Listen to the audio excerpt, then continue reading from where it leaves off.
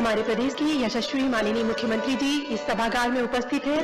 शक्ति की उपस्थिति से माननीय मुख्यमंत्री जी के स्वागत में जोरदार तालियां बजाते रहे। माननीय मुख्यमंत्री जी मंचासीन हो रहे हैं। जोरदार तालियां।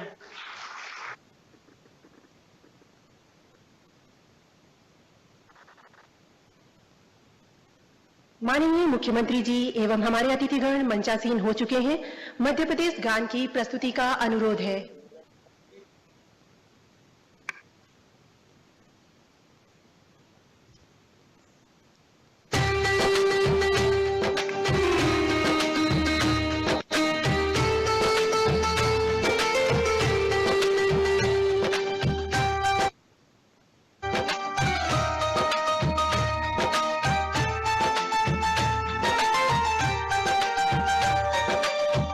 दाता सबका साथी,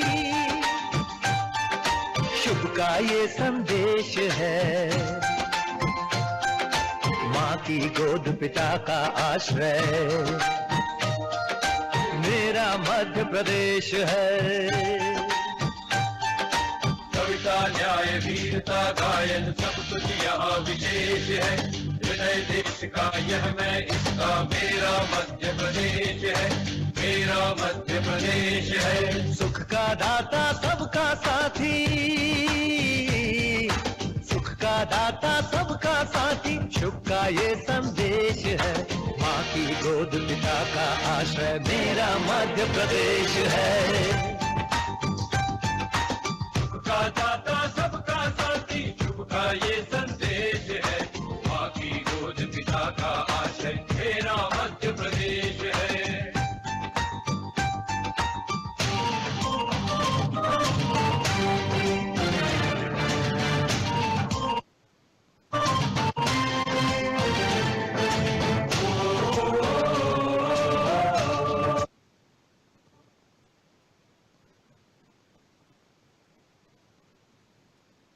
त्रिपुरा में अमृत घट छलका, मिला कृष्ण को ज्ञान यहाँ। महाकाल को तिलक लगाने मिला हमें वरदान यहाँ। त्रिपुरा में अमृत घट छलका, मिला कृष्ण को ज्ञान यहाँ। महाकाल को तिलक लगाने मिला हमें वरदान यहाँ। उर्वर भूमि सघन वन रत्न संपदा जहाँ अजीब है। सौरभ सुषमा से मंडित मेरा मध्य प्रदेश है। सुख का दाता सबका साथी, सुख का दाता सबका साथी, शुभ का ये संदेश है। माँ की गोद पिता का आश्रय, मेरा मध्य प्रदेश है।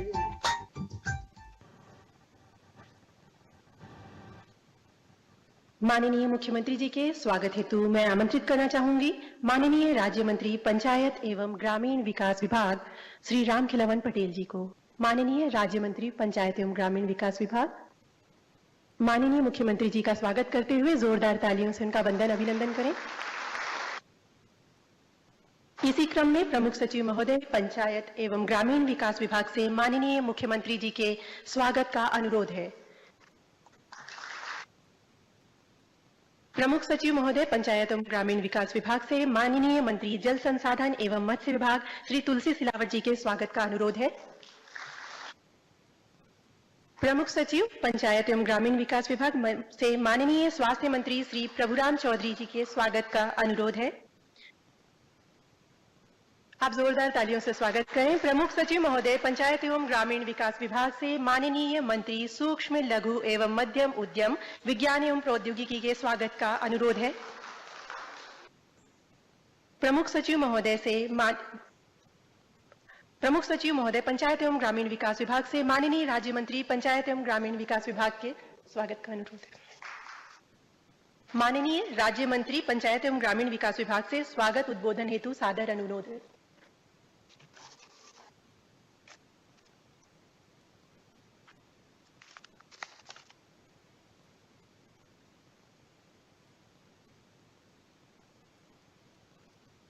भारत माता की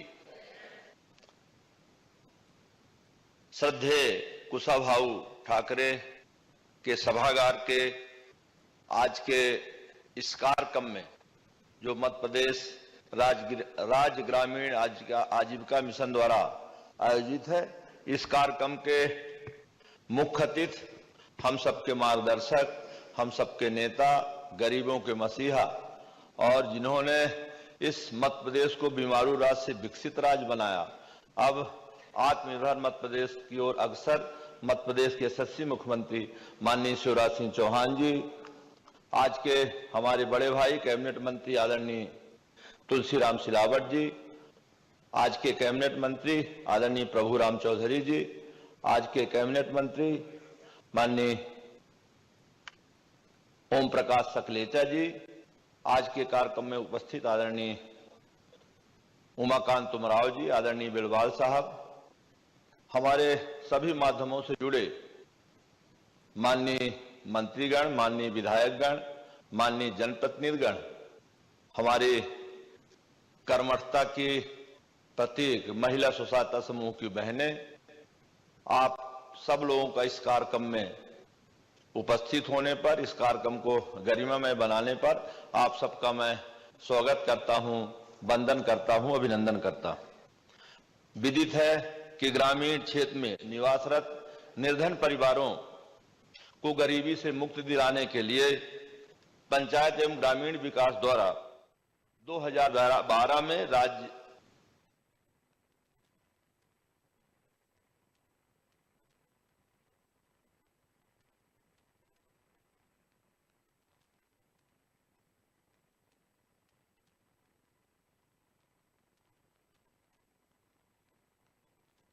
परिवारों को गरीबी से मुक्ति दिलाने के लिए पंचायत एवं ग्रामीण विकास द्वारा 2012 में राज्य ग्रामीण आजीविका मिशन का शुभारंभ किया गया।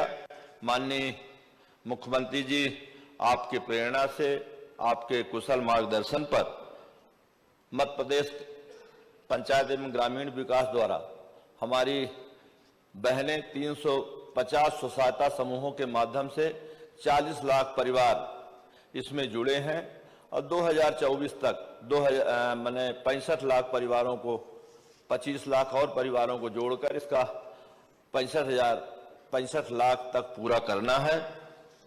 प्रिय बहनों, जैसा कि आप सब जानती हैं, ग्रामीण आजीविका मिशन का उद्देश्य ग्रामीण निर्धन परिवारों की महिलाओं को स्वसहायता समूह से जोड़कर, संगठित करके सहयोगात्मक मार्गदर्शन करना तथा समूह सदस्यों के परिवारों के रुचि अनुसार उपयोगी स्वरोजगार की जा रही हैं। हितग्राहियों का लाभ देने में जो कठिनाई हो, उसके लिए सरकार द्वारा हितग्राही मूलक योजनाओं को व्यवहारिक एवं सरल बनाया जा रहा है। योजनाओं को अधिक पारदर्शी बनाकर तकनीकी कठिनाइयां दूर कर सतत प्रयास किया जा रहा है। इसके लिए विशेष प्रयास करते हुए बैंक ऋण वितरण के समस्त प्रकरणों को पोर्टल के माध्यम से आया जा रहा है। योजनाओं को अधिक पारदर्शी बनाकर तकनीकी कठिनाइयां दूर कर सतत प्रयास किया जा रहा है। इसके लिए विशेष प्रयास करते हुए बैंक ऋण वितरण के समस्त प्रकरणों को पोर्टल के माध्यम से प्रस्तुत, स्वीकृत एवं वितरित कराया जा रहा है।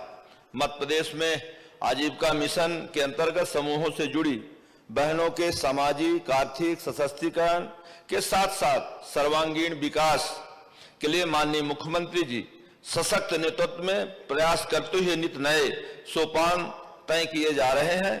समूहों से जुड़ी बहनों को भरपूर सहयोग करते हुए आगे बढ़ाने के लिए हम सब लोग लालायित हैं। साथियों, सरकार द्वारा प्रदेश के चहुमुखी विकास के लिए एक से एक योजनाएं संचालित की जा रही हैं।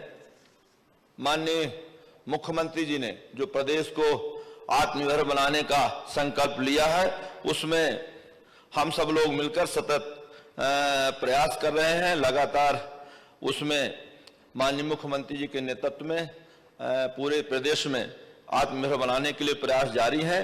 आज के इस कार्यक्रम में माननीय मुख्यमंत्री जी माननीय मंत्रीगणों का, माननीय विधायकगणों का, विभिन्न माध्यमों से जुड़े जनप्रतिनिधियों का, उपस्थित सभी हमारे महिला स्वसहायता समूह की बहनों का मैं आज के इस गरिमामयी कार्यक्रम में पुनः हार्दिक स्वागत करते हुए, वंदन करते हुए, अभिनंदन करते हुए अपनी बात समाप्त करता हूं। वंदे मातरम, जय श्री राम।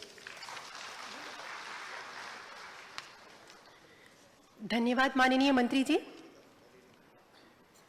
माननीय मुख्यमंत्री जी द्वारा प्रदेश की बहनों को इतनी बड़ी सौगात दी गई है जिसकी कल्पना सपने में भी नहीं की जा सकती थी। पोषण आहार संयंत्रों के मालिक हमारे स्वसहायता समूहों के परिसंघ हैं। क्या आप जानते हैं ये संयंत्र कितने भव्य हैं? आइए इनमें से एक पोषण आहार संयंत्र का दर्शन करते हैं। पोषण आहार संयंत्र दर्शन पर तैयार फिल्म की प्रस्तुति का अनुरोध है।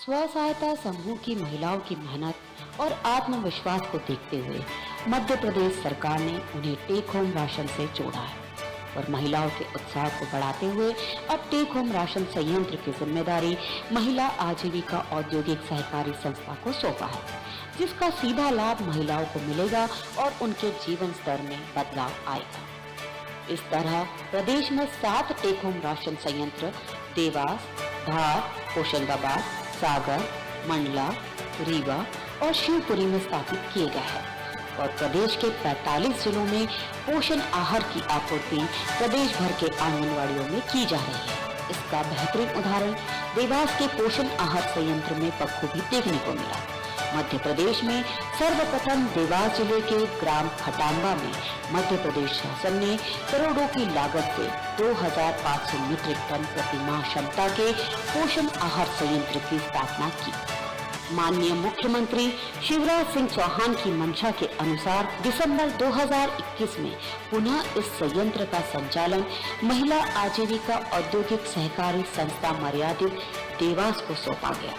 अब पोषण आहार के उत्पादन में लगने वाले रॉ मटेरियल की अनलोडिंग और टेस्टिंग से लेकर पैकेजिंग तक की प्रक्रिया का पूरा ध्यान स्व सहायता समूह की महिलाएं ही रखती है। वहीं संयंत्र में कैंटीन का संचालन, हाउसकीपिंग, गार्डनिंग के अलावा संयंत्र की हर प्रक्रिया की मॉनिटरिंग के साथ साथ हाइजीन का भी बखूबी ध्यान रखती है। इस संयंत्र में निर्धारित गुणवत्ता एवं मात्रा के पोषण आहार का उत्पादन हो रहा है, जिसे 6 माह से 3 वर्ष तक के बच्चों, गर्भवती एवं धात्री महिलाओं एवं किशोरी बालिकाओं को टेक होम राशन के माध्यम से उज्जैन और इंदौर संभाग के जिलों में उपलब्ध कराया जा रहा है। तो मैं आजीविका मिशन से भी यहाँ तक आई हूँ इस लेवल पे, और मैं आजीविका मिशन का बहुत बहुत धन्यवाद करना चाहती हूँ। तो सारी दीदियों का परिवार चलता है, तो मैं ये सोचती हूँ कि ये मेरा ही परिवार है। हमने सोचा भी नहीं था कि हम एक छोटे से गांव से निकले हुए हैं, जो हम खेतों में काम करते थे, जो आज पोषण आहार संयंत्र में आके और इतनी अच्छी चीजें हमको सीखने को भी मिली, रोजगार भी मिला और महिलाओं का पूरा साथ भी मिला। कहते हैं एकता में बड़ी ताकत होती है, लेकिन इसे असल मायने में साबित करके दिखाया स्व सहायता समूह की महिलाओं ने और अपने जोश, जुनून और जिद को हथियार बनाकर सफलता का सफर तय किया।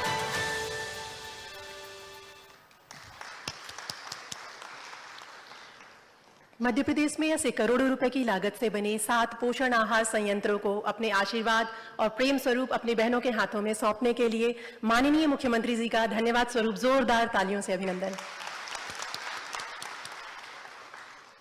माननीय मुख्यमंत्री जी से इस ऋण वितरण कार्यक्रम के औपचारिक शुभारंभ करने का निवेदन है।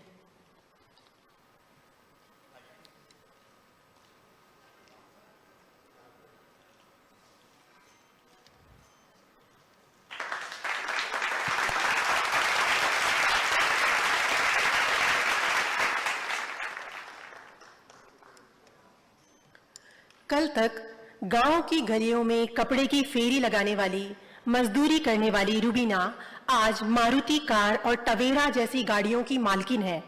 आइए रूबीना से जानते हैं कि कैसे उसके सपनों को आसमान मिला, तो चलते हैं जिला देवास की ओर और माननीय मुख्यमंत्री जी संवाद करेंगे बहन रुबीना, जो कि देवास जिले से हमारे साथ जुड़ चुके हैं। सबसे पहले तो आज नर्मदा जयंती है। मैं नर्मदा जी को प्रणाम करते हुए मां से यही प्रार्थना करता हूं, क्योंकि नर्मदा जी हमारे लिए नदी नहीं है, हमारे लिए सीधे सीधे मां हैं। और नर्मदा जी मध्य प्रदेश की जीवन रेखा है, क्योंकि पीने का पानी हो नर्मदा जी से बड़े हिस्से को मिलता है, सिंचाई का जल हो नर्मदा जी हमें देती है, हमारे घर में बिजली का प्रकाश हो नर्मदा मैया हमें देती है। इसलिए त्वदीय पाद पंकजम नमामि देवी नर्मदे, मां नर्मदे आपको बारंबार हम प्रणाम करते हैं।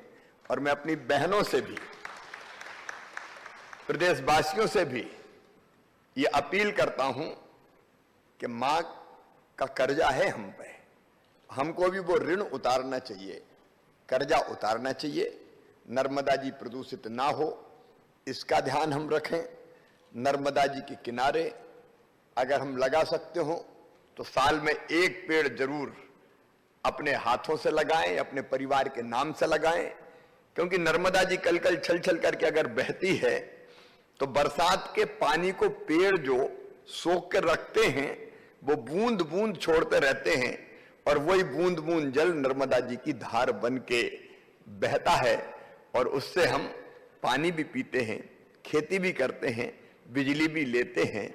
इसलिए कम से कम हमारा कर्तव्य है कि नर्मदा जी की धार कल कल छल छल करके बहती रहे। इसलिए एक पेड़ जरूर हमारे हाथों वहां रोपा जाए। नर्मदा मैया को एक बार मैं फिर प्रणाम करता हूं और अपनी बहनों के माध्यम से सभी प्रदेशवासियों को नर्मदा जयंती के अवसर पर हार्दिक शुभकामनाएं देता हूं। मां की कृपा हम सब पर बरसे, यही निवेदन करता हूं। आज ये संयोग है कि भाई और बहन एक ही रंग में रंगे हैं।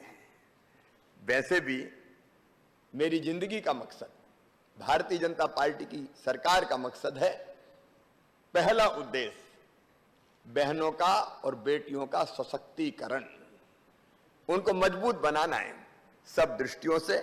और ऐसे ही एक सशक्तिकरण की प्रतीक हमारी बहन रुबीना हैं। रुबीना, मेरी आवाज सुन रही हो?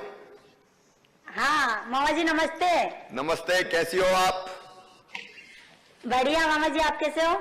मैं तो बिल्कुल ठीक हूँ। बहनों के बीच में होता है तो भाई बहुत खुश होता है। बिल्कुल, हम भी बहुत बढ़िया हैं। अच्छा, कब से आजीविका मिशन से जुड़े हैं आप? मैं 2017 से जुड़ी हुई हूँ। 2017 से जुड़े? हाँ। आपने हाँ। कौन सा काम शुरू किया था, बताइए जरा। मैं पहले मजदूरी करती थी खेतों में जाकर, और मैं आजीविका मिशन से समूह से जुड़ी हूँ।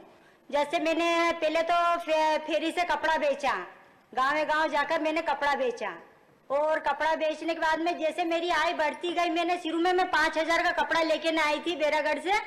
उस कपड़े को मैंने 8,140 रुपए में बेचा। अच्छा, गांव कैसे जाती थी आप? पहले तो मैं पैदल जाती थी, लंबा सा घूंघट कर लेती थी और ऐसे जाती थी शर्माते शर्माते। सिर में मेरे गांव में ही करा मैंने। कुछ तो हंसते भी थे मेरे ऊपर के, देखो तो झोले उठा लिए ने चल दी।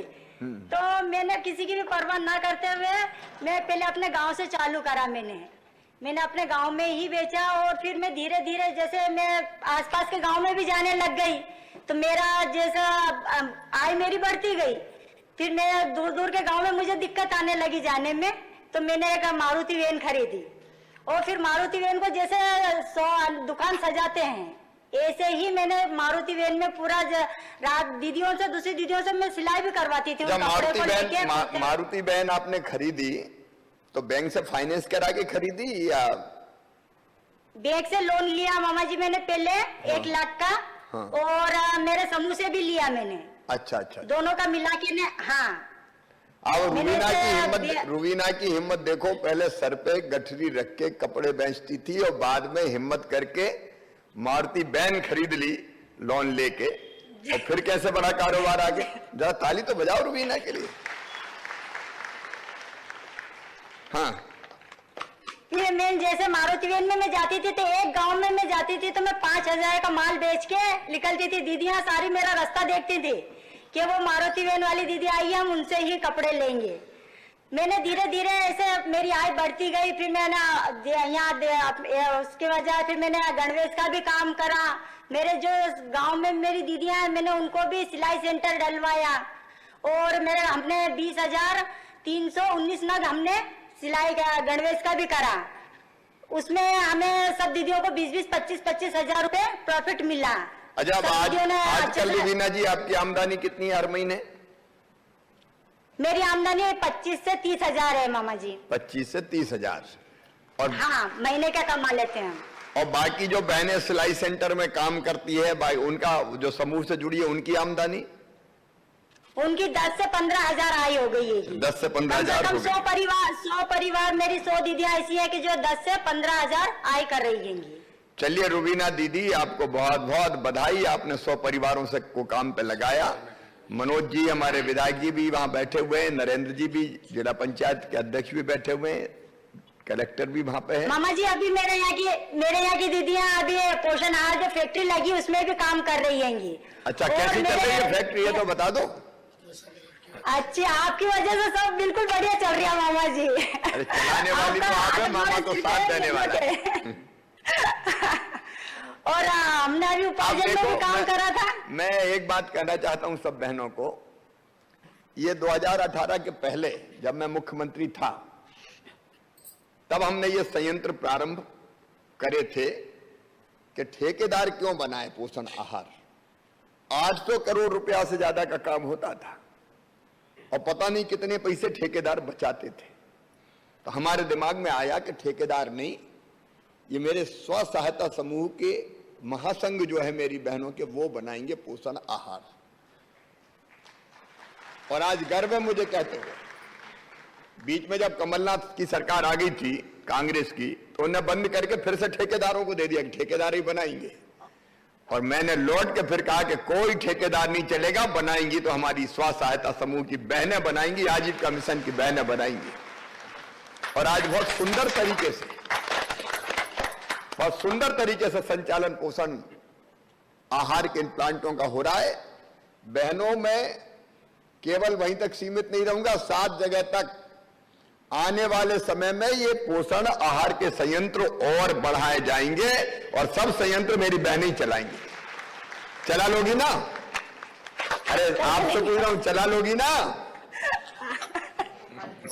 ठीक है रुबीना, आपको बहुत बहुत बधाई। आगे बढ़ते हैं अब। धन्यवाद रुबीना। आइए अब रुख करते हैं जिला धार के ग्राम सादलपुर की ममता सोनगौरा दीदी की तरफ, जो ब्यूटी पार्लर, साड़ी की दुकान और पशुपालन गतिविधि से आजीविका मिशन से जुड़कर सशक्तिकरण का पर्याय बन चुकी हैं। ममता सोनगौरा दीदी। ममता बहन नमस्कार।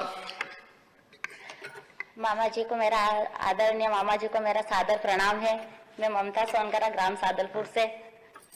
ममता जी आपके साथ विधायक जी भी बैठी हैं, उनको भी नमस्कार।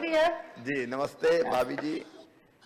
ममता, कब आपने शुरू किया था समूह का काम? मामा समूह का काम मैंने 5 अक्टूबर 2015 को मैं इस मिशन से जुड़ी थी, आजीविका मिशन से। आपने कौन सा काम प्रारंभ किया?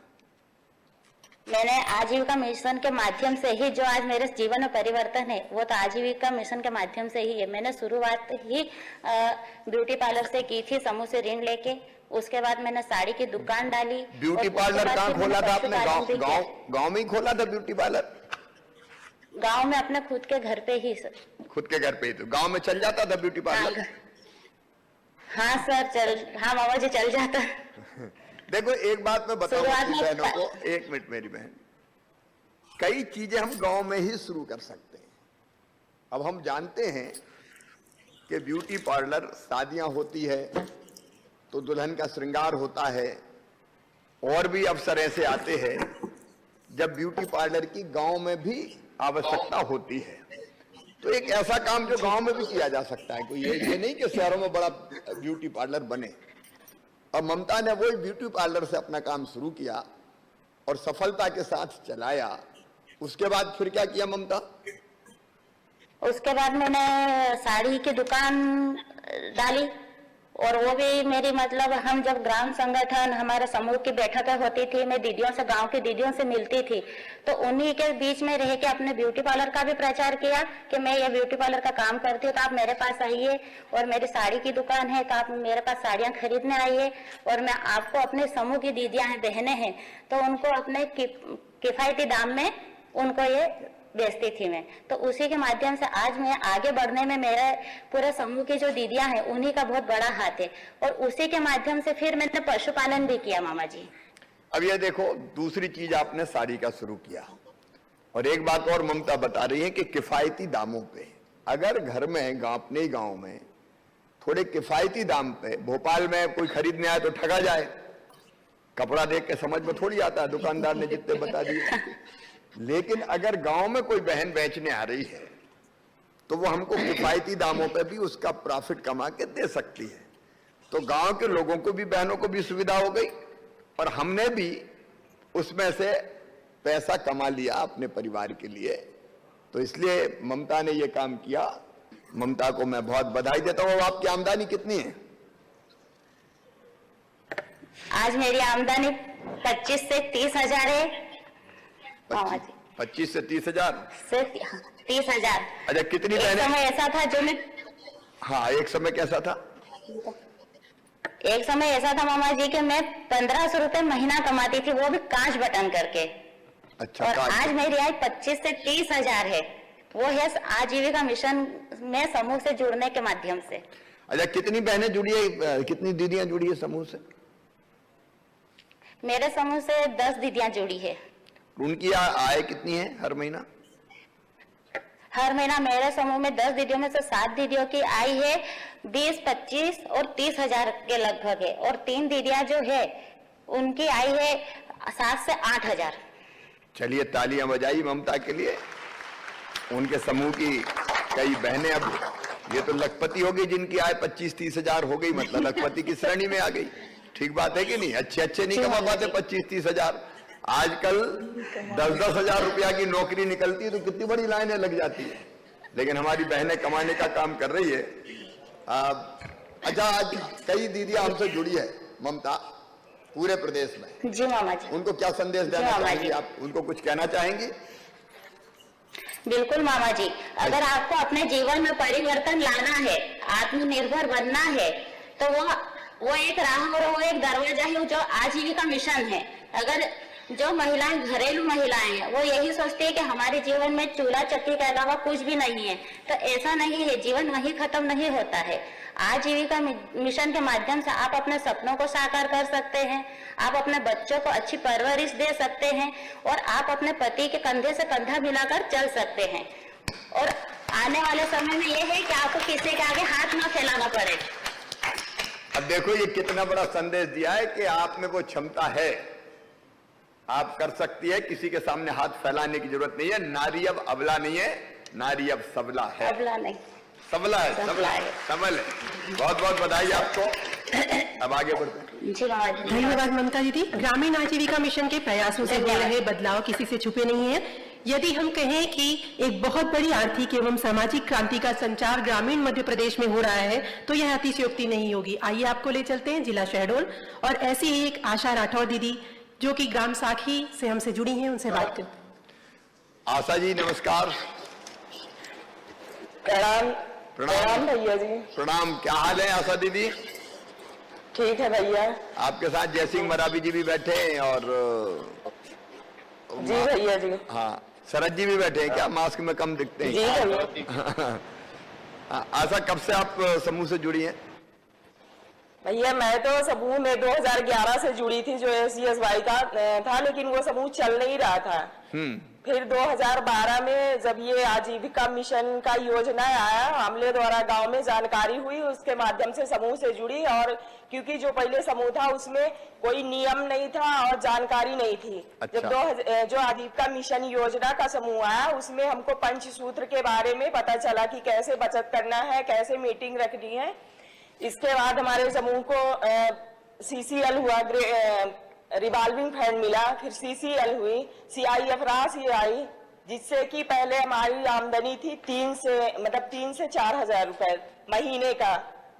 जब समूह आजीविका मिशन का समूह आया, जिससे कि आज की आमदनी है, उससे हम सेंटिंग प्लेट बनवाए, जिसमें आज मेरी आय है। सेंटरिंग की प्लेट बना रहे हैं आप, सेंटरिंग का काम कर रहे हैं? जी सर, जी भैया। ये सेंटरिंग अपन कहाँ, गांव में ही मिल जाता है काम सेंटरिंग का? जी भैया, गांव में जो आवास बन रही है उसमें लग रही है हमारी पूरी। अच्छा, जो आवास गांव में बन रहे हैं तो उसमें सेंटरिंग लग जाती है। तो सेंटरिंग में एक महीने में कितनी आमदनी हो जाती है सेंटरिंग के काम में? सेंटरिंग के काम में 27 से 28 हजार रुपए तक हो जाता है। और आज की आमदनी मैं कर रही हूँ, जो कि बुक कीपर का काम कर रही हूँ, और थ्रेसर चल रही है, मिक्सचर मशीन है, और चावल का पापड़ बना रहे हैं। मेरी आय है 32 से 32 हजार रुपए, इससे ज्यादा भी हो जाता है। चलिए, बहुत अच्छे, 32 हजार रुपया कमा रहे हैं। अब देखो, मैं सब बहनों को कहना चाहता हूं, इनसे हमको जो हमारे सफलता की कहानी उनसे सीखना चाहिए। अब प्रधानमंत्री आवास योजना के मकान बनने हैं तो मकान में कारीगर भी लगेंगे, मकान की छत डलनी है तो सेंटरिंग की जरूरत भी पड़ेगी। सेंटरिंग करने वाले कम मिल रहे हैं, कई बार उसलिए काम देर से होते हैं, और इसलिए सेंटरिंग करने का काम अगर स्व सहायता की समूह की बहनें, आजीविका मिशन की बहनें शुरू कर दें तो गांव के लोगों का काम भी आसानी से हो जाएगा। और जैसा अभी आपको आशा दीदी बता रही थी कि 32,000 के आसपास, 27-28 हजार के आसपास आमदनी भी हो जाती, तो ये नए नए काम हम ढूंढ सकते हैं। सेंटरिंग का काम बहुत अच्छा काम है, ऐसे कई नए नए काम हम खोज सकते हैं, जिसके कारण हमारे समूह को नया काम मिलेगा और हमारी आमदनी बढ़ेगी। कितने बहनें अब स्व सहायता समूह से जुड़ी है आपके यहाँ गांव में? 530 जुड़ गई हैं दीदियां। 530 दीदियां जुड़ी हैं। अच्छा, सबको कुछ ना कुछ आमदनी हो रही या अभी सबको आमदनी नहीं हो रही? सबको हो रही भैया जी, जब से समूह में जुड़ी हैं तो सब अपना कुछ ना कुछ कर रही हैं। 2 से 3 गतिविधियां कर रही हैं। 2 से 3 गतिविधियां कर रही जी। अच्छा, एक और मैं पूछ रहा हूं कि आजीविका मिशन से जुड़ने के बाद आपके समूह ने कोई गांव में सामाजिक काम भी करना शुरू किए? जी भैया। क्या? मेरे समूह में तो एक आकाश समूह की दीदी है, जो कि 17 साल के उम्र में अपनी लड़की की शादी करने के लिए मतलब चाह रही थी कि शादी करनी है। तो हम उसको बहुत समझाए कि जब तक 18 साल की नहीं हो जाती तो शादी ना करिए, तो वो नहीं मान रही थी। फिर अपने यहाँ ग्राम संगठन की मीटिंग रखी गई, जिसमें उसको बुलाया गया और सब महिलाओं द्वारा समझाया गया कि जब तक 18 साल की लड़की ना हो जाए तो शादी नहीं करनी, क्योंकि 17 कम उम्र में उसको कुछ भी परेशानी हो सकती है। और 18 साल में जो कन्यादान, मुख्यमंत्री कन्यादान योजना मिल रहा है, वो भी मिल जाएगी। वो सबके समझाने से मान गई, मतलब ग्राम संगठन की महिलाओं की मीटिंग में समझाने के बाद मान गई। वो 1 साल बाद जब 18 साल की हो गई लड़की, तभी वो शादी की। उसको कन्यादान योजना 51,000 का मिला। फिर चलिए, बहुत अच्छे। देखिए, ये सामाजिक काम है। मेरी सारी बहनें सुन रही हैं, कम उम्र में बेटी की शादी नहीं करनी चाहिए। पहले वो कम से कम खुद इतनी समझदार हो पाए कि अपने परिवार को ठीक ढंग से चला सके। ये जरूरी है, पढ़ लिख भी सके। अब तो हमको सब बेटियों को पढ़ाना है ना, बिना पढ़ाए थोड़ी रखना है। ये नया जमाना है, न्यू इंडिया बन रहा है। और अब तो शादी की बेटियों की उम्र भी 18 से बढ़ा के 21 साल कर दी गई है। 21 साल अबोध बालिका की आप शादी कर दो, जो शादी का मतलब ही नहीं जाने। एक तरह से उस बेटी की भी हम जिंदगी तबाह और बर्बाद कर देते हैं। उसको पढ़ने का पूरा मौका दो, वो ढंग से समझ जाए, समझ विकसित हो जाए, हर चीज समझने लगे, तब उसकी और फिर वो अपना कैरियर भी बनाएगा। भाई आज वो जमाना चला गया कि आदमी कमाएगा और बहन तो या उसकी पत्नी तो केवल घर में चूल्हा चौकी संभालेगी। चूल्हा चौका संभालना बुरा नहीं है, लेकिन हम दुनिया के बड़े से बड़ा काम कर सकते हैं। तो केवल चूल्हे चौके के लिए नहीं, आने वाली पीढ़ी वो बाकी काम भी करेगी। इसलिए जरूरी है कि हम उसको विकसित होने का, उसके व्यक्तित्व के विकास का पूरा मौका दें, और नहीं तो बचपन में ही शादी हो गई तो हमने एक जिंदगी सचमुच में बर्बाद ही कर दी। और इसलिए मैं आशा बहन आपको बधाई दे रहा हूं, आप ये सामाजिक अभियान भी चलाते हैं कि कम उम्र में शादी ना करें, जब उम्र हो जाए शादी की तभी शादी करें, ताकि बच्ची की जिंदगी भी सुखी बन सके। इस सामाजिक काम के लिए भी मैं आपको बधाई देता हूं।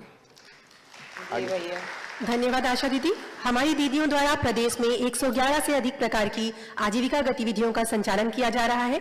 उनमें से एक अभिनव गतिविधि है दीदी कैफे। ऐसे ही 127 दीदी कैफे संपूर्ण मध्य प्रदेश में खुल चुके हैं। आइए आपको लेकर चलते हैं सहरिया आदिवासी बाहुल्य जिला श्योपुर के आजीविका प्रसादम दीदी कैफे। आजीविका प्रसादम दीदी कैफे में किसी शहरी रेस्टोरेंट के मेन्यू की सूची में अंकित समस्त व्यंजन तो उपलब्ध हैं ही, इनके अतिरिक्त श्योपुर जिले की स्थानीय व्यंजन भी इनकी विशिष्टता में सम्मिलित है। आइए संवाद करते हैं सरोज बैरवा दीदी से, जिला श्योपुर। सरोज बहन नमस्ते। नमस्ते मामा जी। क्या हाल है? बस बढ़िया है मामा जी, आप कैसे हो? मेरी बेटी अच्छी है तो मामा अच्छे हैं, उसमें क्या दिक्कत? जी मामा जी। आप खुश हो तो मामा खुश है। जरा ये तो बताओ, पीछे लिखा हुआ है AM प्रसादम भोजनालय एंड रेस्टोरेंट, ये AM प्रसादम क्या है, जरा समझाओ तो हमें। मामा जी AM का प्रसादम का मतलब आजीविका मिशन। हाँ, ताली बजाओ। मैं समझ नहीं रहा था कि जब मैंने पीछे देखा AM तो ये आजीविका मिशन है। जी मामा जी। चलिए, कब से चला रहे हैं आप ये प्रसादम? मामा जी हमें इसे चलाए 5 महीने पूरे हो चुके हैं, ये 6ठा महीना चल रहा है। अच्छा, ये विचार उद्घाटन कैसे आया कि दीदी कैफे या AM प्रसादम खोले? सबसे पहले तो आपकी वजह से ही विचार आया मामा जी। कैसे? क्योंकि आप बोलते रहते हैं हमारी दीदी ये करो, साबुन बनाओ, सरफ बनाओ, तो आपके विचार से हमारे मन में विचार है क्यों हम कैफे खोले, प्रसादम खोले और हमें भी नाश्ता बनाए, भोजन बनाए, ताकि कस्टमरों को और आप तक भी हमारा शुद्ध भोजन पहुंच सके। और मामा जी हम ये आशा करते हैं कि आप भी हमारे प्रसादम पे कभी मामी जी को साथ में लेके पधारे, और जरूर पधारे मामा जी, और आपको आना ही पड़ेगा मामा जी। अरे आपने इतने आग्रह से सरोज कहा है तो मामा भी आएगा और मामी को भी संग लाएगा। जी मामा जी, आपको आना ही पड़ेगा जरूर। जरूर आऊंगा मैं, कभी न कभी जरूर आऊंगा। जी मामा जी। और मैं अभी से निर्देश दे रहा हूँ कि जब मेरा वहां दौरा हो तो AM प्रसादम में जाना ही है भाई, प्रसाद वहीं पाना है। क्या क्या बनता है मामा जी? आप क्या क्या बनता है प्रसाद में? क्या क्या खिलाते हैं? नाश्ता बनाते, नाश्ता खिलाते, सुबह 7 बजे से शुरू कर देते हाँ। और रात को 11 बजे तक भोजन चलता है हमारे यहाँ पे। अच्छा, 7 बजे से रात को 12 बजे तक? नहीं मामा जी, 11 बजे तक। 11 बजे तक। कितने लोग आ जाते हैं एक दिन में लगभग भोजन करने या नाश्ता करने? यहाँ पे 500-600 लोग आ जाते हैं। और कितनी आमदनी हो जाती है एक दिन में? एक दिन में 15 से 20 हजार की आमदनी हो जाती है। अरे वाह, ये तो गजब है भाई। अच्छा, कितनी दीदियां लगी इस काम में? 10 दीदियां लगी हुई है, मतलब दीदियों के परिवारों के लोग भी लगे हुए हैं, किसी के बेटे हैं, किसी के पति है, मतलब परिवार के ही सदस्य हैं, समूह की दीदियों के परिवार के सदस्य हैं सर। जी मामा जी। तो ये तो बहुत अच्छी बात हुई। तो एक परिवार को लगभग महीना भर में कितना मिल जाता है? एक परिवार को लगभग महीने भर में 10 से 11 हजार रुपए मिल जाते हैं मामा 10 से 11 हजार रुपए एक परिवार को जी मामा जी। अब देखो, सरोज ने जो बताया हमको, मैं सभी दीदियों से कहना चाहता हूं कि उनने दीदी कैफे AM प्रसादम खोला। अच्छा है, अलग अलग नाम से खोले हैं जी मामा जी। और लोगों को भोजन की भी जरूरत है और नाश्ते की भी जरूरत है। और बहनें जितना अच्छा भोजन और नाश्ता बना सकती और तो कोई बना नहीं सकता। सही बात है कि नहीं? तो हम अच्छा नाश्ता भी दे रहे हैं, अच्छा भोजन भी दे रहे हैं। 15-20 हजार रुपये। हमारी दीदियाँ शुद्ध तेल, कच्ची घानी से तेल निकालती है, तो हम शुद्ध तेल इनसे ही खरीदते हैं। अच्छा, कच्ची घानी का तेल? जी मामा जी। तो तेल भी शुद्ध होता है, मिलावट वाला नहीं होता? नहीं होता सर, हम दीदियाँ बनाती है, कच्ची घानी से निकालती है, और हल्दियाँ भी हम हमारी दीदियों से ही खरीदते हैं। अब सरोज ने एक कदम और बढ़ के बताया कि हम तो दीदियां जो चीज बनाती है, अगर तेल लाना हो तो वो डब्बा बंद नहीं लाते, शुद्ध तेल निकाल रही दीदी, तो दीदियों से ही खरीदो। मतलब ये आपस में एक और समन्वय का काम हो सकता है कि जो दीदियां बनाए, अगर दूसरे समूह को जरूरत पड़े तो दीदियों से ही खरीद लो, तो दीदियों की बिक्री बढ़े। ठीक बात है कि नहीं? तो ये आपस में सहयोग से हम आमदनी और बढ़ा सकते हैं। ये मंत्र हमें सरोज ने दिया है। बहुत अच्छे सरोज। अब मैं एक बात और पूछना चाहता हूं कि आप लोग जब से ये काम कर रहे हो, आजीविका मिशन में जुड़े हो, तो शुरू में तो लोगों ने कहा था कि देखो बड़ी आई महिलाएं निकली है, क्या करेंगी।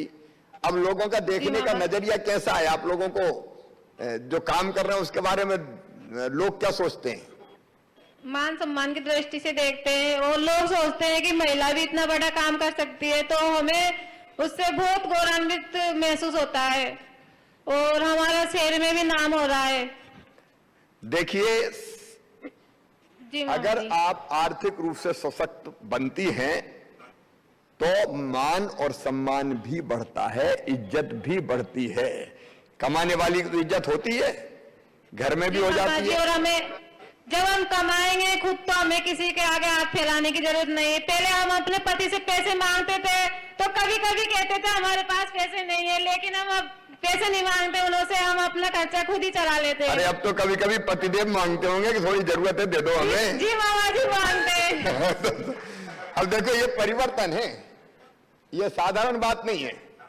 पहले छोटी छोटी चीज के लिए पति पर आश्रित रहना पड़ता था, और पति कह देता था कहां से ले आऊं, आ गई मांगने। लेकिन अब हालत यह है कि जब पति को भी जरूरत पड़ती है तो हमारी दीदी कहती चिंता मत करो, ले जाओ। तो ये परिवर्तन है सचमुच में। देखो, पैसा, धन अगर आपके पास है तो धन के कारण भी सम्मान बढ़ता है कि ये तो खुद ही कमाती हैं, हम केवल आश्रित नहीं रहे। तो महिलाओं के प्रति देखने की जो दृष्टि थी, वो दृष्टि अब बदल गई है। मैं बहुत बधाई देता हूं सरोज आपको, सारी दीदियों को। जी मामा जी। बस ठीक है, तो फिर भाई दीदी क्या है, एम प्रसादम में आके मिलेंगे। हमारी समूह की दीदी मंगोड़ी भी बनाती है, तो हम चाहते हैं कि ये स्कूलों में मध्याह्न भोजन के रूप में वितरित हो। एक हम ये देख लेते हैं कि मध्याह्न भोजन में जी मामा जी, सरोज जो कह रही है, मध्याह्न भोजन में ऐसी कौन सी चीज है जो हम आजीविका मिशन के समूहों से खरीद के ऐड कर सकते हैं। तो आपने जो सुझाव दिया है, उस सुझाव पर हम जरूर गंभीरता से विचार करके सरोज फैसला करेंगे। आपको और आपके पूरी समूह की दीदियों को बहुत बहुत बधाई देता हूं। जी मामा जी, और आपकी सभी भांजा आपका इंतजार करेगी, आप आना जरूर। बिल्कुल, जरूर आऊंगा, जरूर आऊंगा। बहुत बहुत आपको आना ही पड़ेगा जरूर। अरे इतने आग्रह से बुला रही है तो जरूर आऊंगा, चिंता मत करो। जी मामा, एक बार जानी है, मैं कार्यक्रम बना लेना। उमाकांत जी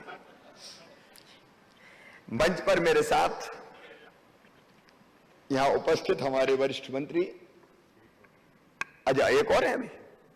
जी सर, चलो फटाफट करें, क्योंकि आइए अंत में मिलते हैं बड़वानी जिले की सुधा दीदी से, जो कि आज राष्ट्रीय समुदाय मास्टर ट्रेनर है और जिनके पास हमें बताने को बहुत कुछ है। तो बातें करते हैं दीदी सुधा बघेल, राजपुर विकासखंड, जिला बड़वानी। अच्छा सुधा दीदी, हम तो, मैं नहीं पूछता, आज तो आप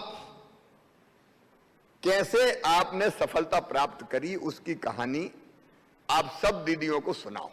तो मैं सुधा दीदी से ही कहता हूं कि इस आजीविका समूह में हमने स्व सहायता समूह आजीविका मिशन के अंतर्गत बनाए, तो उन्हें कैसे सफलता प्राप्त करी ये बताओ। भैया जी नमस्कार। नमस्कार। मेरा नाम है सुधा बघेल और मेरे गांव का नाम है सनगांव और मेरे ब्लॉक का नाम है राजपुर और मेरे जिले का नाम है बड़वानी। मैं बड़वानी जिले से हूँ सर। और 2012 में मेरा समूह बना था। तो 2012 में हमारा समूह बना था, उससे पहले तो हमारी आर्थिक बहुत खराब थी। पर हम समूह आजीविका मिशन हमारे यहाँ पर 2012 में सितंबर महीने में आया था। तो वहां पर हमको दीदियों ने, एक समूह हमारे गांव में बन गया था, लक्ष्मी समूह। तो दीदियों ने बोला कि तुम भी समूह से जुड़ जाओ। पर मेरी आर्थिक स्थिति ठीक नहीं थी, तो मैं तैयार जल्दी नहीं हुई, क्योंकि मेरे को डर लगता था कि क्या पता क्या ये समूह में हम कभी जुड़ेंगे तो ये पैसे खा तो नहीं जाएंगे, ये डर मेरे मन में था। पर दीदियों ने मेरे को समझाया कि तू जुड़ जा, तेरी आर्थिक स्थिति ठीक नहीं है। तो मैं जुड़ गई हिम्मत करके कि चलो जो भी होगा देखेंगे। 2012 में जुड़ी। उसके बाद में 2014 में मेरे को book keeper, SSG book keeper का प्रशिक्षण बड़वानी में लेने के लिए भेजा गया। तो वहां पर 5 रोज का था। तो जिस दिन मेरे को फोन लगाया गया कि आजीविका मिशन से कि दीदी आपको बड़वानी जाना है, तो मेरे को बहुत डर लगा कि कैसे जाऊंगी, मैं क्या करूंगी। पहली बार, क्योंकि घर से बाहर तो कभी मैं गई नहीं, मैंने कभी राजपुरी नहीं देखा था, और बड़वानी कैसे जाऊंगी। तो फिर मैं जैसे तैसे करके आ गई, और मेरा एक छोटा सा लड़का था, उसको भी लेके आई। वो बहुत परेशान करता था। पर फिर मेरे मन में ये लगा मेरे को कि नहीं, मेरे को आगे बढ़ना है। तो मैंने 5 दिन का प्रशिक्षण लिया बुक कीपिंग का। उसके बाद में फिर वापस गई, फिर और 5 दिन का लिया प्रशिक्षण। सुधा दीदी, अल्प समय में, क्षमा कीजिएगा सुधा दीदी, अल्प समय में अपनी बात कहनी है, कम समय में थोड़ा जल्दी कहें, और ये बताएं हिमाचल प्रदेश की यात्रा। हाँ, तो फिर बार बार प्रशिक्षण लेने के बाद में नेशनल सीआरपी का चयन किया गया, उसमें मेरा भी नाम आया। तो मैं हैदराबाद में 25 दिन का प्रशिक्षण मैंने लिया, और फिर हिमाचल प्रदेश में अन्य जिले में प्रशिक्षण पहले लेने के लिए जाती थी, अब देने के लिए जा रही हूँ। तो हिमाचल प्रदेश में मैंने सिरमौर में 12 दिन का प्रशिक्षण दिया, और शिमला में 12 दिन का दिया। तो 24 दिन के मेरे को एक दिन के प्रतिदिन का 2000 मिला। तो मेरे लिए तो बहुत गर्व की बात है कि आज एक गांव की महिला जो कम पढ़ी लिखी है, 8वीं पढ़ी लिखी है, उनको 2000 एक दिन का सिखाने के लिए मिला। तो मेरे लिए बहुत गर्व की बात है कि मैंने दूसरों दीदियों को सिखाया। और वहां पर चीज मैंने बड़ी अच्छी सीखी कि क्योंकि मेरे लिए तो बहुत बड़ी नया शब्द था कि वेरी नाइस। बार बार वो दीदी बोलती थी कि वेरी नाइस वेरी नाइस। तो मैं सोचती थी कि वेरी नाइस क्यों बोला करती है बार बार। वेरी नाइस सुधा जी, हाँ, तालियां बजाओ सुधा जी। देखो, एक बहन पहले खुद सीखती है, खुद प्रशिक्षण प्राप्त करती है, और अब वो सिखाने जाती है। हमारे नए जो स्व सहायता समूह से जुड़ी हुई बहनें हैं, उनको ट्रेनिंग की जरूरत पड़ती है। ट्रेनिंग बहुत जरूरी है, और उस ट्रेनिंग के कारण वो फिर मिशन के माध्यम से कई तरह के काम कर पाती हैं आजीविका से संबंधित। और अभी सुधा बता रही थी कि उनको एक दिन की ट्रेनिंग के मास्टर ट्रेनर है 2000 रुपया मिलते हैं, और 2000 रुपया मतलब 60,000 रुपया महीना। हो सकता है रोज ट्रेनिंग करने देने ना जा पाए, लेकिन जितने दिन देती 2000 रुपया मिलते हैं। तो हम सबके लिए गर्व की बात है, पहले हम सीखें और उसके बाद हम सिखाने का काम करें।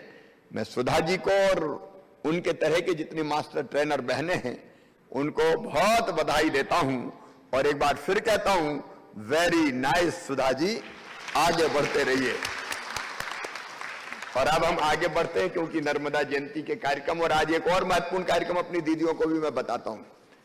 आज एक अपने गांव से एक अभियान में शुरू कर रहा हूं, गांव का गौरव दिवस मनाने का।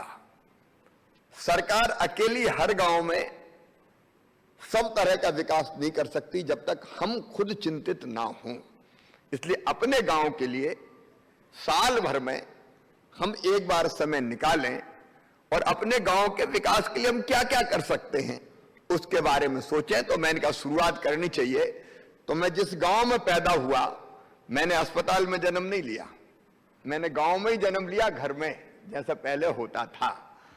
तो उसी गांव में जाके गांव वालों के साथ बैठ के अपने गांव के विकास की और गांव की बेहतरी की योजना बनाऊंगा। आज वो कार्यक्रम भी है, नर्मदा जयंती के कार्यक्रम भी है, लेकिन आज सौभाग्य के दिन का प्रारंभ अपनी बहनों के साथ हो रहा है। इस अवसर पर हमसे जुड़े हुए हमारे वरिष्ठ मंत्री आदरणीय तुलसीराम सिलावट जी, आदरणीय डॉक्टर प्रभुराम चौधरी जी, आदरणीय ओम प्रकाश सकलेचा जी, इस विभाग के हमारे राज्य मंत्री रामखिलावन पटेल जी, उमाकांत उमराव जी, बेलवाल जी, सुषमा जी और पूरे प्रदेश में आज इस कार्यक्रम से जुड़ी हुई मेरी लाखों बहनों। देखो, चर्चा में हमने देखा कि हमारे अंदर अगर काम करने की तरफ हो तो बहनें चमत्कार कर सकती हैं। हम अभाव में जीने के लिए पैदा नहीं हुए, हम केवल गरीबी में जीने के लिए पैदा नहीं हुए, हम केवल ताने सुनने के लिए पैदा नहीं हुए, हम केवल अन्याय सहने के लिए पैदा नहीं हुए। इतिहास में, भूतकाल में हमने पहले देखा कि बहनों का और बेटियों का जितना सम्मान होना चाहिए था उतना सम्मान नहीं होता था। मैंने अपने गांव में देखा, पति की मर्जी पत्नी से चाहे जैसा व्यवहार करे, कभी डांट दिया, फटकार दिया और कभी कभी तो मार भी दिया। ऐसी घटनाएं होती थी, अब भी बिल्कुल नहीं होती, ये मेरा कहना नहीं। अब भी कई बार घरेलू हिंसा की घटनाएं सुनाई में देती है। नारी केवल ये सहने के लिए नहीं है। बचपन से मैंने ये भेदभाव और अन्याय अपने गांव में भी देखा था। बेटा और बेटी में भेद किया जाता था। बेटे को लाड़, बेटी आ गई तो कहां की आफत आ गई, मां की सूरत भी उतर जाती थी। और तब से दिल और दिमाग में यह बात बैठी थी कि मां, बहन और बेटी के सशक्तिकरण के लिए काम करना है। और आज मैं कहता हूं मेरी बहनों, मेरे जीवन का मिशन है मां, बहन और बेटियों की बेहतर जिंदगी वो जिए, इसके लिए हर संभव कोशिश करना, हर संभव कोशिश करना। और इसलिए जब मुख्यमंत्री नहीं था तब भी अनेकों प्रयास करता था व्यक्तिगत रूप से, लेकिन मुख्यमंत्री बनने के बाद जो योजनाएं बनी, अब तो योजनाएं बनी है जन्म लेने के पहले ही। प्रधानमंत्री जी को धन्यवाद देता हूं, मातृ वंदना योजना बनी। हमने संबल योजना में भी तय किया कि बहन अगर बेटा बेटी को जन्म देने वाली होगी तो जन्म देने के पहले 2 बेटियों तक 4,000 रुपया उसके खाते में डालेंगे, ताकि पोषण आहार भी वो खा सके ठीक से, खुद भी स्वस्थ रहे, बेटा बेटी भी आने वाला स्वस्थ पैदा हो। और एक चीज मैं और देखता था कि बेटा बेटी के जन्म के 8 दिन पहले तक खेतों में काम कर रही है, तो मेरे दिल में दर्द होता था कि हे भगवान, वो दिन कब आएगा कि बेटा बेटी के जन्म के पहले कम से कम महीना भर तो आराम कर ले।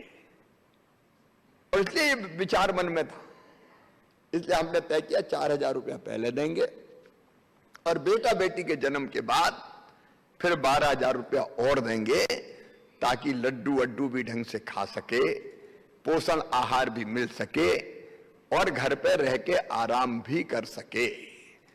तो बेटा बेटी के जन्म लेने के पहले शुरू हो जाता है। अब बेटी पैदा हो तो 2 बेटियों तक तो लाडली लक्ष्मी कर दी अपन ने।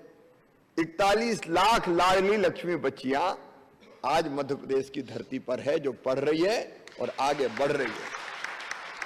और अब हम जल्दी लाडली लक्ष्मी 2 योजना भी लाने वाले हैं उन्हीं बेटियों के लिए।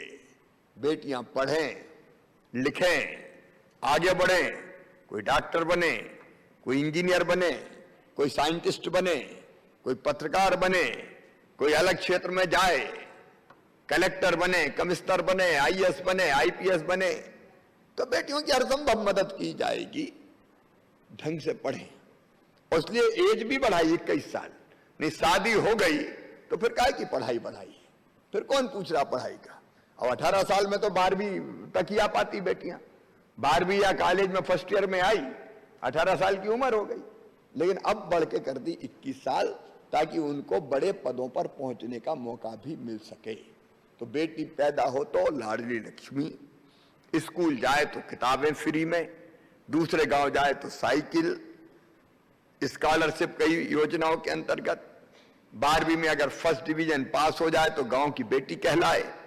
कॉलेज की पढ़ाई के लिए हर साल 5,000 रुपया और पाए गांव की बेटी योजना के अंतर्गत। पढ़ाई में भी अगर वो तेज है पढ़ने में तो उसकी फीस भी मम्मी पापा नहीं भरवाए, मामा भरवाने का काम करे, ताकि बेटियों की पढ़ाई में कोई बाधा पैदा ना हो। अब कोरोना जैसी कंट्रोल हो रहा है, वैसे ही फिर से धूमधाम से शादियों का कार्यक्रम भी फिर बेटियों की प्रारंभ हो जाएगा। मुख्यमंत्री कन्यादान योजना के अंतर्गत बेटियों का घर ठीक से बसे उसका इंतजाम भी किया जाएगा। अलग अलग क्षेत्रों में उनको जॉब मिले, रोजगार मिले, उसके भी अनेकों प्रयत्न चल रहे हैं। जैसे सरकारी नौकरियों में, शिक्षक जैसी नौकरियों में अगर भर्ती होगी तो हमने तय कर दिया 50% भर्ती बेटियों की ही होगी। आधे बेटा आधे बेटी। बेटियों को रिजर्वेशन दे दिया ताकि बेटियां शिक्षक बने। हमने यह भी तय किया कि 30% नौकरियों में पुलिस की बेटियों को आरक्षण, मतलब अब 100 में से 30 पुलिस की भर्ती जब भी होगी तो 30 भर्ती बेटियों की करनी ही पड़ेगी। अब जब मैंने ये प्रयास शुरू किया, चर्चा चली, तो पुलिस में भी भारी विरोध हुआ। ये लड़कियां क्या करेगी, ये गुंडों का मुकाबला कहां से कर पाएंगी। लेकिन मैं देख रहा हूं पुलिस की यूनिफॉर्म में बेटियां जब निकलती है तो अपराधी बिलों में घुस जाते हैं। बेटियां वहां भी कमाल का काम कर रही हैं। तो सरकारी नौकरियों में भी ज्यादा आए वो। फिर एक काम और किया मेरी बहनों, जिससे बड़ा बदलाव आया। मुझे ये कहते हुए गर्व है कि मध्य प्रदेश पहला राज्य था जिसने तय किया कि जितने भी चुनाव होते हैं, पंचायत के, नगर पालिका के, नगर निगम के, पार्षद, सरपंच, पंच के, उन सब में आधे पदों पर केवल बहनें ही लड़ पाएंगी और लड़के चुनाव जीत के आएंगी। आज जरा ईमानदारी से बताना, अगर ये 50% मतलब आधा रिजर्वेशन हर एक पद के लिए, मेयर के लिए, नगर पालिका अध्यक्ष के लिए, नगर पंचायत के अध्यक्ष के लिए, सरपंच पंच के लिए, जिला पंचायत के सदस्य के लिए, जनपद पंचायत के सदस्य के लिए, अगर मैं आधा रिजर्वेशन नहीं करता 50%, तो क्या इतनी बहनें सरपंच बनती क्या? मैं बहनों से पूछ रहा हूं, बनती क्या? ना इतनी सरपंच बनती, ना मेयर बनती, ना अध्यक्ष बनती। साहब कहते घर में बैठ, चुनाव तो मैं लड़ रहा हूं, रोटी बना, 50 आदमी आ रहे आज खावे। तो ये हालत होती थी। और घर में भी रहे और घूंघट भी, बाहर मत निकल जाना। और आज जब 50% का रिजर्वेशन मिला तो बहनें शान से चुनाव के मैदान में आई। साहब चुनाव प्रचार कर रहे हैं कि मेरी श्रीमती जी लड़ रही हैं, साहब वोट दे दो। ये बड़ा सामाजिक परिवर्तन है, बड़ा सामाजिक परिवर्तन है। इस फैसले के बिना इतना बड़ा सामाजिक परिवर्तन हो नहीं सकता था। लोग निकलने ही नहीं देते घर से।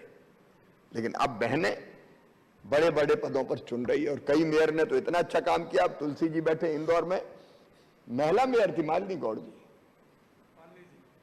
5 बार स्वच्छता में इंदौर नंबर 1 आ गया भाई। तो हमारी महिला मेयर बनी, अध्यक्ष बनी, सरपंच बनी। यहां एक बेटी है भक्ति शर्मा, वो सरपंच बनी, बहुत अच्छा काम करके दिखा रही। ऐसी एक नहीं अनेक। देखो मौका मिले तब तो काम करोगे। अगर केवल चूल्हे में लकड़ी जलाती रहती तो कोई अपनी क्षमता का प्रकटीकरण कर पाती क्या? मौका मिला तो चमत्कार कर दिया।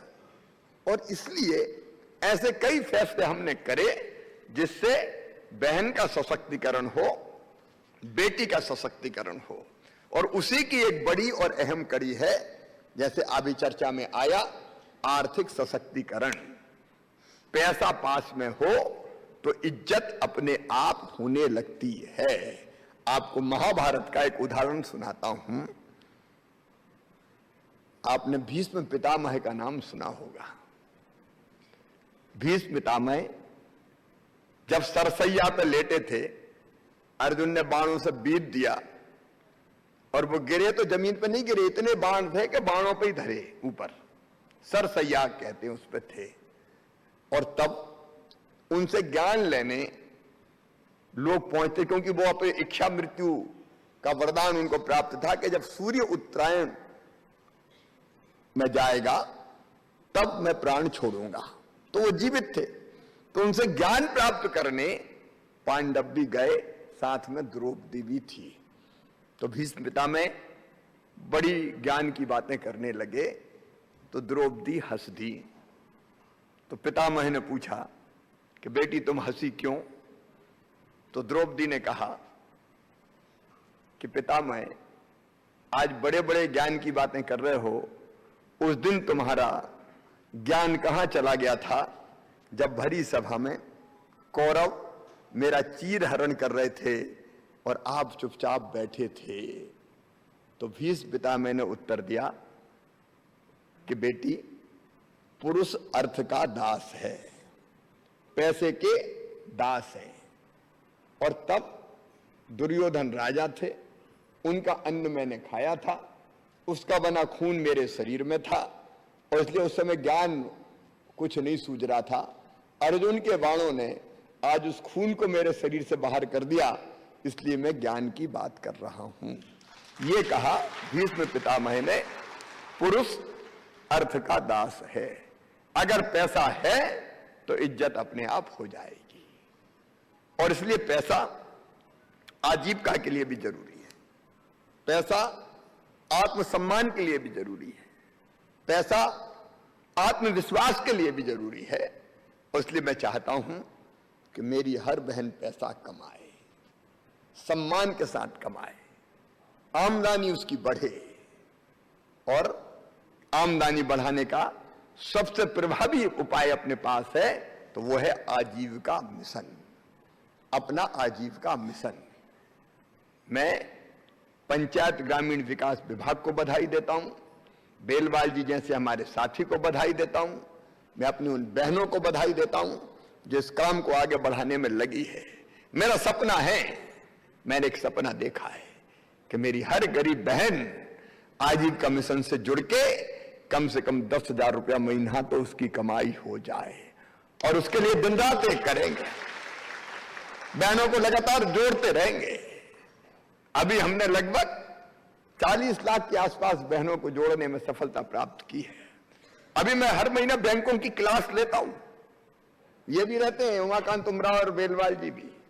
बैंकों की क्लास कितना दिया तुमने पैसा, बैंक लिंकेज मिला कि नहीं स्व सहायता समूहों को? डंडा लेके पीछे पड़ा हूं, तब आज 300 करोड़ रुपया बहनों के खाते में डाल रहे हैं, और हर महीने डालते रहेंगे मेरी बहनों, चिंता मत करना। ब्याज की सब्सिडी भी देंगे, बैंकों से पैसा भी दिलाएंगे, और तुम्हारे बनाए हुए प्रोडक्ट की मार्केटिंग भी करेंगे और पैकेजिंग करने में भी सहयोग देंगे।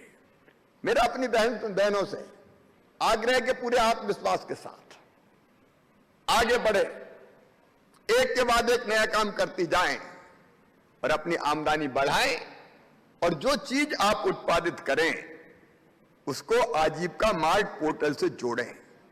आजीविका मार्ट पोर्टल ऐसा है कि जिसमें आपका सामान पोर्टल में दिखने लगा तो घर बैठे भी ऑर्डर आने लगते हैं, जरूरत नहीं कि आप फेरी लगाने जाओ। तो वो उपाय भी हम करेंगे, लेकिन हम अपने उत्पादों को घर बैठे ही अच्छे दामों पर बेच सकते हैं। सरकार द्वारा जो बैंक की ऋण सुविधा दी जा रही है, मैं कितनी मेहनत कर रहा हूं देखो, उसका फायदा लो। साहूकारों से पैसा लेने की कोई जरूरत नहीं है, सूदखोरों के चक्कर में हमको पड़ना नहीं है, नहीं तो वो बर्बाद कर देते हैं। और मेरी बहनों, आत्मविश्वास के साथ खुद सोचो, अगर स्कूल की यूनिफॉर्म सिलवाएं तो हम कोई के भरोसे काय को रहे, खुद दुकान पे जाओ, मोल भाव करो, अच्छी क्वालिटी का सस्ते दामों में खरीदने की कोशिश करो। ये हम कर सकते हैं, क्यों नहीं कर सकते? स्वतंत्र रूप से निश्चिंत होकर अपना कारोबार करें तो सब चीजें ठीक होती चली जाएगी। खुद सामग्री खरीदें, और जहां तक हो सके नगद लेन देन के बजाय डिजिटल लेन देन की तरफ आगे बढ़ें। एक बार अगर कोई समूह बन गया तो वो समूह फिर टूटना नहीं चाहिए, टूटना नहीं चाहिए, वो चलना चाहिए। और समूह में 13 सूत्र आपको सिखाए जाते हैं, उन 13 सूत्रों पर आप पूरा अमल करते हो। 13 सूत्र सबको मालूम है ना? यहां बैठी बहनों से 13 सूत्र पता है कि नहीं? अरे जोर से बोलो, ऐसे नहीं, हाथ उठा के बताइए। पता है 13 सूत्र? हाँ, तो 13 सूत्र सीख लो, क्योंकि ये ट्रेनिंग का विषय है। हम सीखना चाहते तो हम सीख जाते हैं।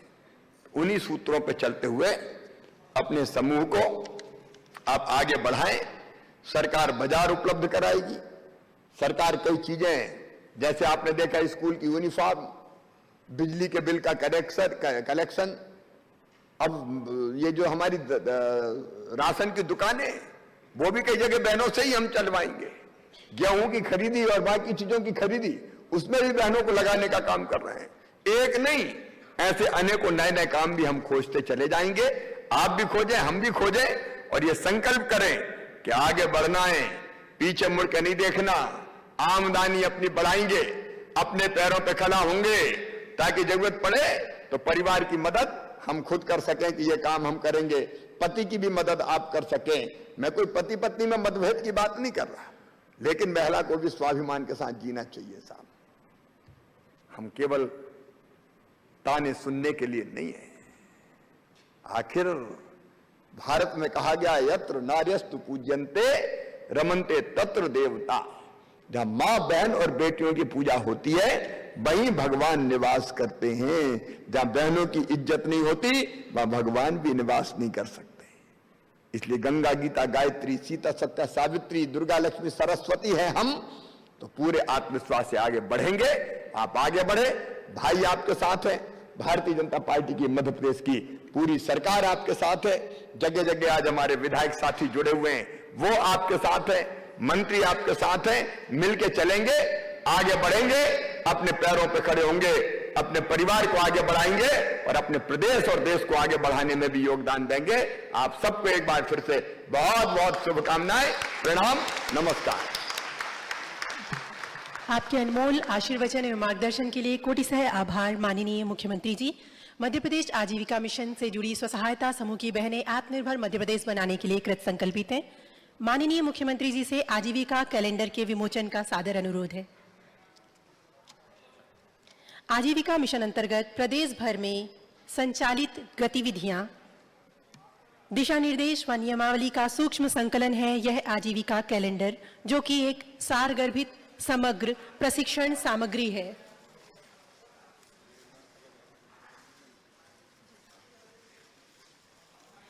यह कैलेंडर हमेशा हमारी दीदियों की नजर के सामने एक सहज, सरल प्रशिक्षण सामग्री के रूप में विद्यमान रहेगा। माननीय मुख्यमंत्री जी द्वारा आजीविका कैलेंडर का विमोचन किया जा रहा है। जोरदार तालियों से अभिनंदन करें।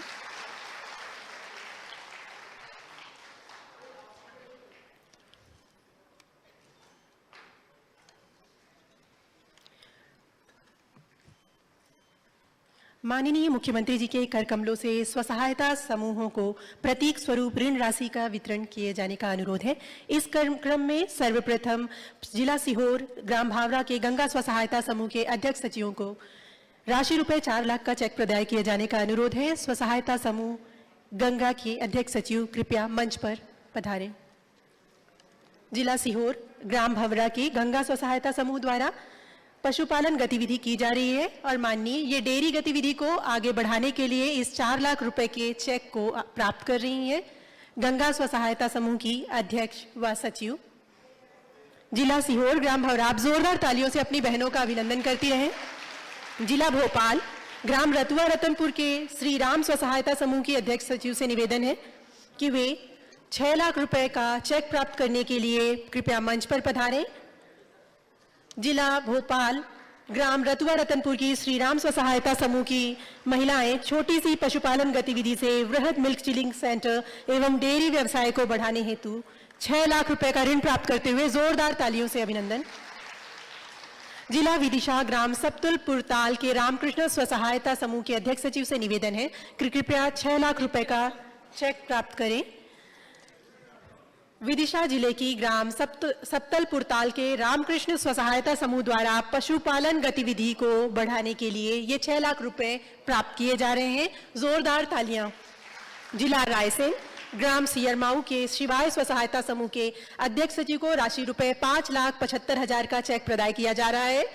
जिला रायसेन ग्राम सियरमाऊ की शिवाय स्वसहायता समूह की बहनें रेडीमेड गारमेंट और सिलाई उद्यम के लिए 5,75,000 प्राप्त करते हुए जिला राजगढ़ ग्राम भूरा के भोलेनाथ स्वसहायता समूह के अध्यक्ष सचिव को राशि रुपए 6,66,000 का चेक डेयरी व्यवसाय को और भी उन्नत और आधुनिक तथा वृहद स्तर पर ले जाने हेतु डेयरी व्यवसाय के लिए 6,66,000 का चेक प्राप्त करते हुए राजगढ़ जिले की बहनें जोरदार तालियां।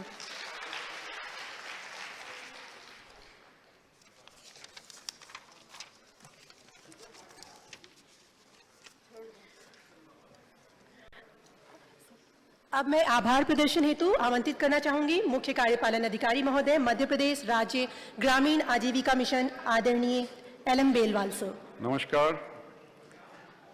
अंधेरे से उजाले की ओर, निर्धनता से संपन्नता की ओर, अज्ञानता से ज्ञान की ओर ले जाने का काम करता है आजीविका मिशन। माननीय मुख्यमंत्री जी के मुख्य आतिथ्य में यहां पर उपस्थित हमारे माननीय मंत्रीगण, प्रदेश के विभिन्न जिलों से जुड़े हमारे सम्मानीय जनप्रतिनिधिगण, हमारी बहनें, माननीय मुख्यमंत्री जी के मार्गदर्शन में और उनके दिशा निर्देशों में आजीविका मिशन से जुड़ी महिलाओं के सर्वांगीण सशक्तिकरण के लिए, चाहे वो आर्थिक हो, चाहे सामाजिक हो, यहां तक कि राजनीतिक सशक्तिकरण के लिए लगातार प्रयास चल रहे हैं। उन्हीं प्रयासों में से एक बहुत बड़ा प्रयास है हमारी बहनों को बैंकों से ऋण दिलाने का। आज इसी प्रयास में हम यहां पर उपस्थित हैं और माननीय मुख्यमंत्री जी द्वारा लगातार, जैसे उन्होंने भी बताया है कि बैंकों से बात कही जा रही कि हमारी जो बहनों की जो भी आवश्यकताएं हैं उनकी पूर्ति के लिए उनकी आवश्यकता अनुसार ऋण दिया जाए और ये हमारी गारंटी है कि हम उनका जो भी बैंकों से ऋण लिया जाएगा उसको हम समय पर वापस करेंगे और पूरा वापस करेंगे। तो आज के इस प्रयास में माननीय मुख्यमंत्री जी का विशेष मैं अपनी बहनों की ओर से, सर 40 लाख बहनें हमारी हो गई हैं, तो आजीविका परिवार हमारा 40 लाख है और आपने जैसे निर्देश दिए हैं आने वाले समय में ये परिवार हमारे 65 लाख हो जाएंगे और जब तक 65 लाख परिवार, सबके सब परिवार न्यूनतम 10,000 रुपया आय नहीं करना शुरू कर देंगे, तब तक हमारे आत्मनिर्भर मध्य प्रदेश का सपना पूरा नहीं हो पाएगा। इसलिए उस सपने को पूरा करने में आप सभी लोगों के सहयोग से, माननीय मुख्यमंत्री जी के आशीर्वाद से हम जल्दी पूरा करेंगे। जो हमारे माननीय जनप्रतिनिधिगण हैं उनसे हमारे दीदियों की 2 ही अपेक्षाएं रहती हैं, एक उनका मार्गदर्शन और दूसरा हमारा उत्साहवर्धन। ये 2 चीजें हमें लगातार मिलती हैं और मिलते भी रहेंगी। मैं एक बार पुनः सभी लोगों का आज के इस कार्यक्रम में उपस्थित भोपाल से, इस सभागार से और प्रदेश के अन्य जिलों से जो भी लोग जुड़े हैं उनका हृदय से आभार व्यक्त करता हूं। सभी को प्रणाम।